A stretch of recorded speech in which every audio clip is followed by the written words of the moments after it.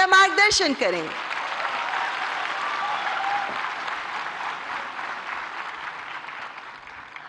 अभी भी कुछ सुनना बाकी है क्या?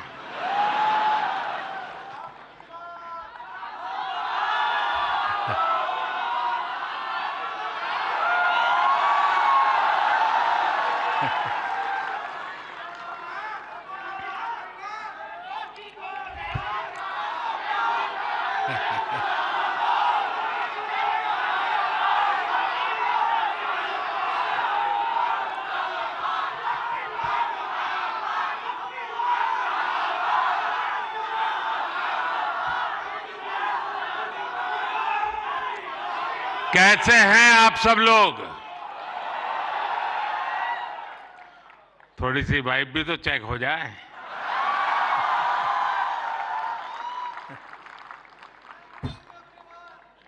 इस कार्यक्रम में उपस्थित मंत्रिपरिषद के मेरे साथी अश्विनी वैष्णव जी,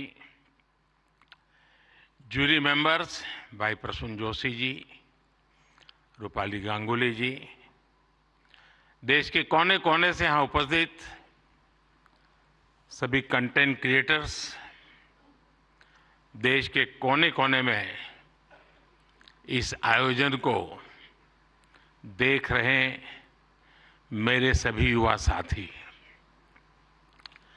और सभी अन्य महानुभाव, आप सबका स्वागत है, आप सबका अभिनंदन है।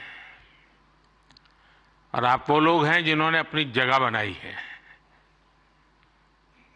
और इसलिए आज उस जगह पे आप हैं, भारत मंडपम।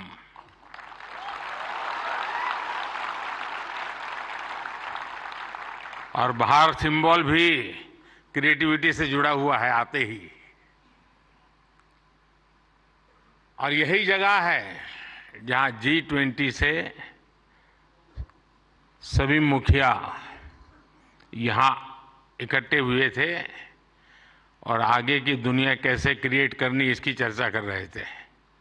और आज आप लोग हैं जो भारत का भविष्य कैसे क्रिएट करना उसकी चर्चा करने के लिए आए हैं।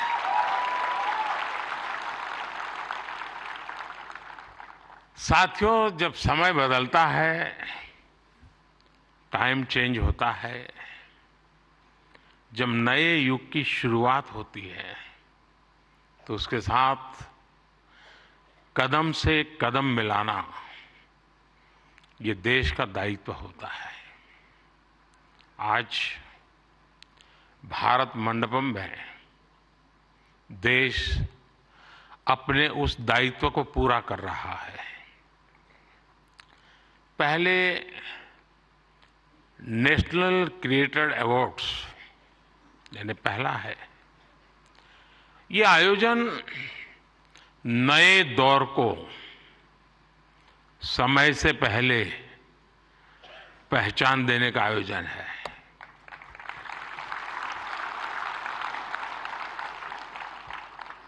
और कुछ लोग मुझे कभी कभी पूछते हैं कि आपकी सफलता का रहस्य क्या है, ऐसा मुझे पूछते हैं। मैं हर एक को जवाब नहीं देता हूं।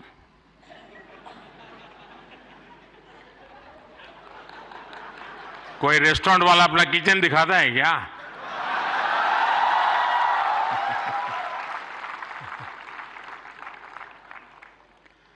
लेकिन आपको मैं बता देता हूं, ईश्वर कृपा है, मैं समय से पहले समय को भांप सकता हूं। और इसलिए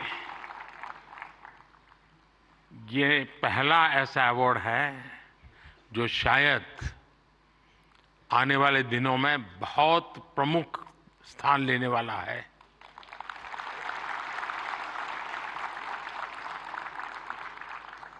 ये इस नए युग को एनर्जाइज कर रहे आप सब युवाओं को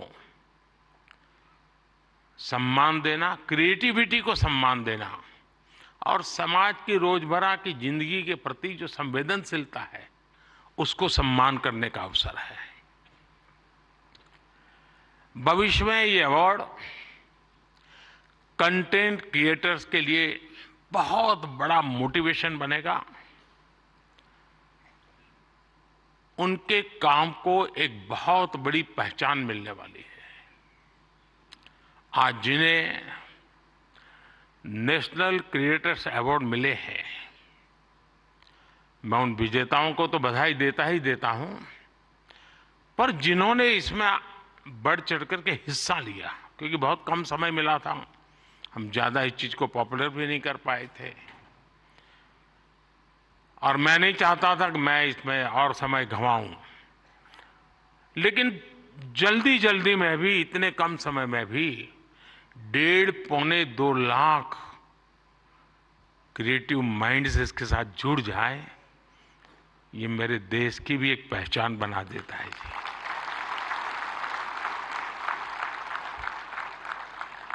और साथियों, आज एक और पवित्र संयोग है। ये पहला नेशनल क्रिएटर्स अवार्ड महाशिवरात्रि के शुभ दिन पर आयोजित हो रहा है।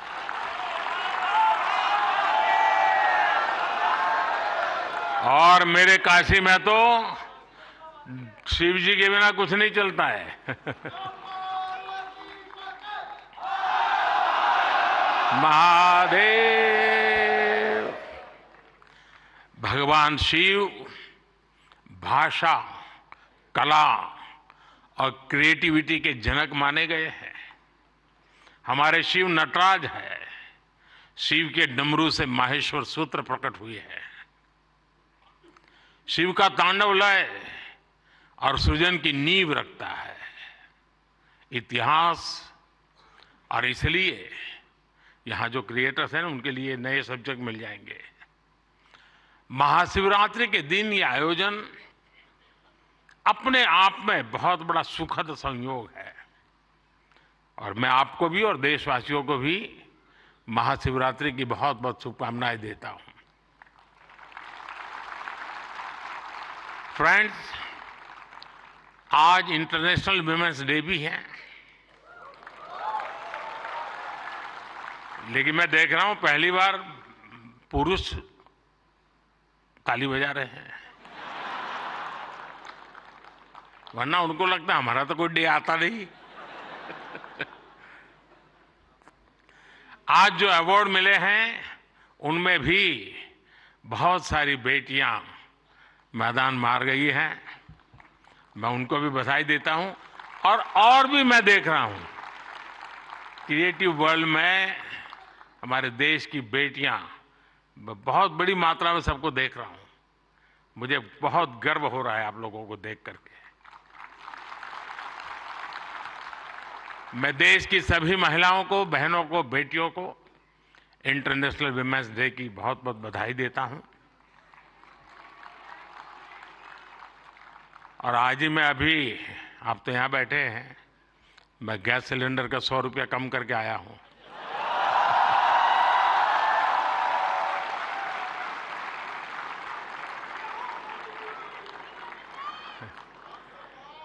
साथियों, किसी भी देश की जर्नी में किसी एक पॉलिसी डिसीजन या एक अभियान का कैसे मल्टीप्लायर इफेक्ट होता है, ये आप सबको देख करके पता चलता है।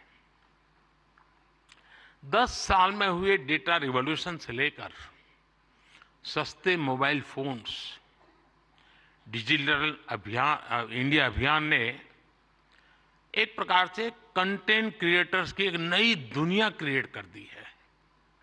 और पहली बार ऐसा हुआ होगा जब किसी सेक्टर की युवा शक्ति ने सरकार को प्रेरित किया हो, सरकार को मजबूर किया हो कि कब तक बैठे रहोगे, इसको भी सोचो। और इसलिए भी आप बधाई के पात्र हो। आज के इस अवार्ड फंक्शन का क्रेडिट अगर किसी को जाता है तो भारत के मेरे युवा मन को, हर डिजिटल कंटेंट क्रिएटर को जाता है। साथियों, भारत का हर कंटेंट क्रिएटर एक और बात को रिप्रेजेंट करता है। हमारे युवाओं को अगर सही दिशा मिले तो वो क्या कुछ नहीं कर सकते हैं। आपने कंटेंट क्रिएशन का कोई कोर्स नहीं किया है ही नहीं तो क्या करोगे।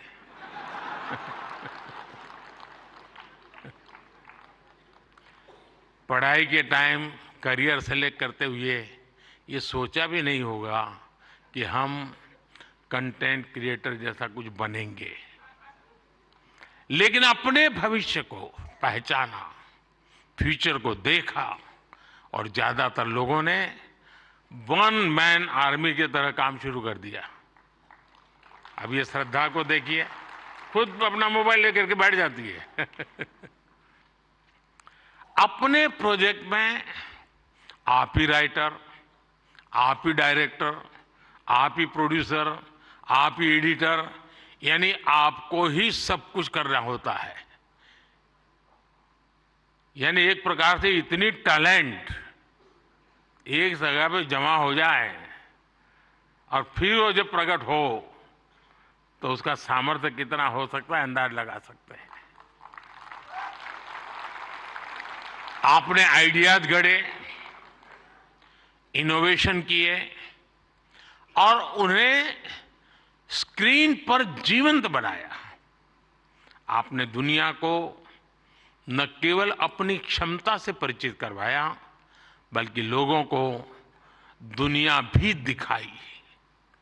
आपने जो हिम्मत दिखाई उसी के कारण आज आप सब यहां पहुंचे हैं और देश बड़ी आशा के साथ आपको देख रहा है। आपका कंटेंट आज पूरे भारत में जबरदस्त इंपैक्ट क्रिएट कर रहा है। आप एक तरह से इंटरनेट के एमवीपी,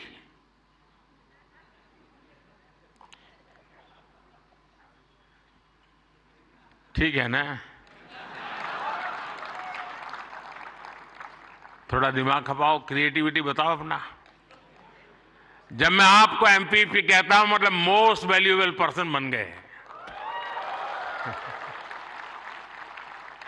साथियों, आप सभी जानते हैं कि जब कंटेंट और क्रिएटिविटी आपस में कोलैबोरेट करते हैं तो इससे एंगेजमेंट बढ़ती है। जब कंटेंट डिजिटल से कोलैब करता है तो ट्रांसफॉर्मेशन आता है। जब कंटेंट पर्पस से कोलैब करता है तो इससे इंपैक्ट दिखता है। और आज जब आप लोग यहां आए हैं तो मुझे भी बहुत सारे विषयों पर आप लोगों से कोलैब रिक्वेस्ट करनी है।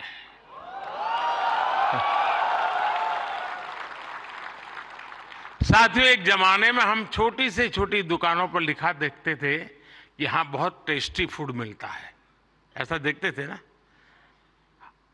कोई भी कहे वहां क्यों खाना, तो बोले टेस्टी फूड है। लेकिन आज हम देखते हैं कि दुकान वाले लिखते हैं कि यहां हेल्दी फूड मिलता है। अब टेस्टी नहीं लिखता है, हेल्दी फूड मिलता है। क्यों बदलाव आया?